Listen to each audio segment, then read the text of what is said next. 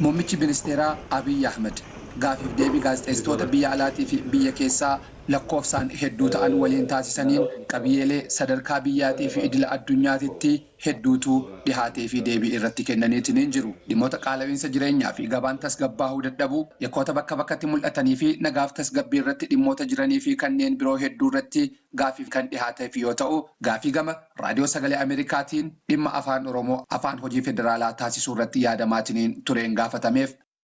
ሙክታር ጀማል እባላለሁ ከቮይስ ኦፍ አሜሪካ ነኝ። የቋንቋ ፖሊሲን በተመለከተ ነው። በተለይ አፋን ኦሮሞ ሁለተኛ የፌደራል የስራ ቋንቋ እንዲሆን የተለያዩ የቀረቡ ጉዳዮች ነበሩ። መልሰው በዛው ከሰሙ ወይ ደግሞ ዶክተር አብይ ፈኬኖተ ቢዮተ ኦላ ከነን አካ ኤርትራ ጅቡቲ ሱዳኒ ፊ ከነን ቢሮ ካሰኒ ስርነ ሆጂ ኢሳኒ ኬሰቲ አፋን ለማሰዲ ፈየደሙን ቢዮኒ አከቲ ፈየደመኒ ወልደንዳኒ ወሊን ጅራታ ጅረንሌ ፈኬናፍ ኢብሰኒ ጅሩ ኢትዮጵያ ኬሰቲሌ አፋን ኦሮሞ አፋን ሆጂ ፌደራላ ተኡን ቢየቲዳፍ ቡአ ከንቀቡ ወልደንዴቲሌ ከንጭምሱዳ ያደ ገመጋሪቲን ሁበተሙሌ ጀቹዳን ዴቢ ኢትከነን ኦሮሚያ ውስጥ ብቻ የሚነገር ቋንቋ አይደለም። በትግራይ ክልል በራያ አካባቢ ቁጥሩ ያነሰ ቢሆንም ኦሮምኛ ይነገራል። በአማራ ክልል በዞን ደረጃ ይነገራል። በደቡብ በጣም በርካታ ብሔሮች ኦሮምኛ ይናገራሉ። ቤኒሻንጉል በመቶ ሺህ የሚቆጠር ህዝብ ይናገራል። ጋምቤላም ቁጥሩ ቢያንስ ይናገራል። በሶማሌም በሐረሪም እንደዚሁ ሁሉም ክልል የሚነገር ስለሆነ በጣም በርካታ ህዝብ ስለሚናገረው ናሽናል ላንጉዌጅ ቢሆን ጥሩ ነው የሚል ጥያቄ ይነሳል።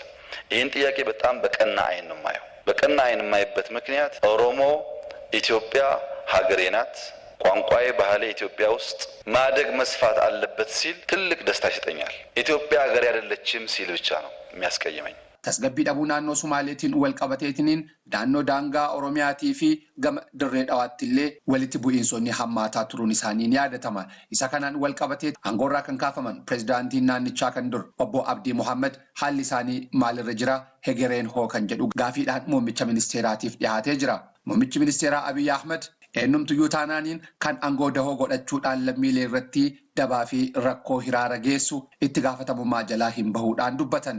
Keessaawuu rakkoo fi dararaa naannoo Sumaaleetitti mul'ataa ture hidhamtoota qorachuudhaaf maloonni itti fayyadamaa turan kan fiilmiidhaa fi seenaadhaan yoo haasa'ame malee dhugaa namatti hin fakkaanne hidhamtoota waraabessaa fi leencoolliin hanga hidhuutitti garjabinni hojjetamaa turuu dubbatame. Haaluma kanaa fi kanneen birootiin wal qabatee hegereen pirezidaantichaa kan seeraan ilaalamuu fi eenyumtuyyuu gaafa daangaa isaa darbe kanumatu eeggata jedhan. የሶማሌው ፕሬዝዳንት ዕጣ ፈንታ ምን ይሆናል? ያው ህግ ይወስነዋል። እንግዲህ እሱ በህግ የሚታይ ነው። አብረን እናያለን ዕጣ ፈንታቸው ምን እንደሚሆን። ግን እሳቸው ሌሎችም ወንጀል የሰሩ ሰው ስልጣናቸውን በአግባብ ያልተጠቀሙ ግለሰቦች ያው በህግ ይጠየቃሉ።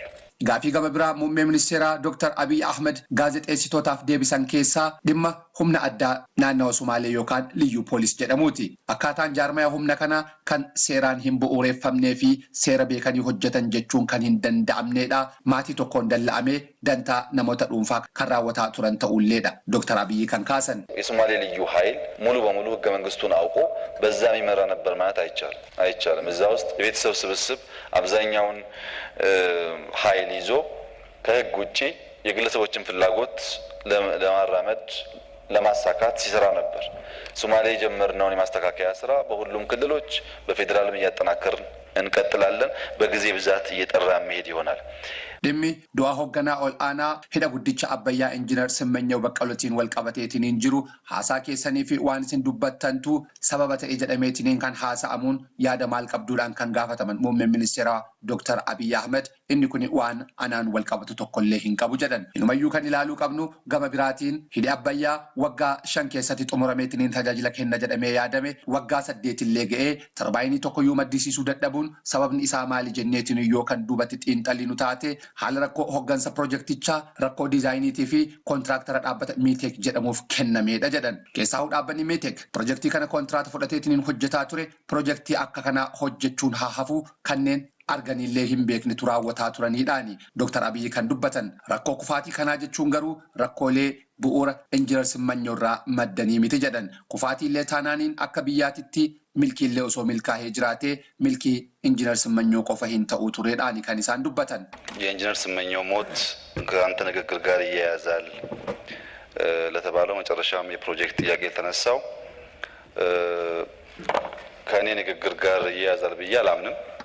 ምክንያቱም ኢንጂነር ስመኘው በሙያው ለረጅም ዓመታት ኢትዮጵያን ያገለገለ ምርጥ ሙያተኛ ነው። የአባይ ግድብ ስኬትም ሆነ ውድቀት በቀጥታ ከኢንጂነር ስመኘው ጋር ብቻ መያያዝ አይደለም። ቢሳካም እሱ ብቻ እንዳሳካው ቢበላሽም በሱ ምክንያት እንደተበላሸ ማሰብ ትክክል አይደለም። የአባይ ግድብን በሚመለከት ሰፋ ያለ ነገር ማሰብ ያስፈልጋል። Rakkoo biyya keessatti akka qaala'iinsaatii fi jiruun hammaachuu hojii dhabdummaadhaan namoonni gama biyya alaatiitti godaansi hammaatuutiin wal qabateetiniin kolee gaazexeessitoota irraa ka'eetiniin gaafatameef Dr. Abiy godaansa xiqqeessuudhaaf hojjetaatiin jirre jedhan. Falli guddaan garuu dinagdee biyyattii utubuudhaa biyyoonni gara biraallee nu gargaaraa jiruudhaan dubbatan Dr. Abiy. በዓለም አቀፍ ደረጃ ሊያግዙን ሊያበድሩን የሚፈልጉ ኃይሎች በከፍተኛ ሁኔታ አድገዋል። ወርልድ ባንክን ብቻ ብንወስድ ላለፉት በርካታ ዓመታት በቀጥታ የኢትዮጵያን በጀት አግዞ ያውቃል። አሁን በሚቀጥሉት ጥቂት ወራት ቢያንስ $1 ቢሊዮን በቀጥታ በጀታችን ይደግፋል። ይሄ ምንድነው? ወደ ሰላም ጎዳና እየገባችሁ ነው። ሰላም ካለ ልማት ይመጣል። ኢንክሉሲቭ ሆናችኋል፣ እያሳተፋችሁ ነው የሚል እምነት በማደሩ ነው።